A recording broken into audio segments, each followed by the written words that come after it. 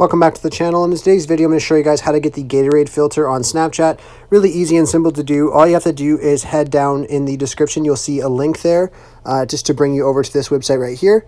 Once you're on here, you just want to click on Open on Snapchat and just click on Open. And then it'll open up your Snapchat here. You just want to click on Unlock for 48 hours.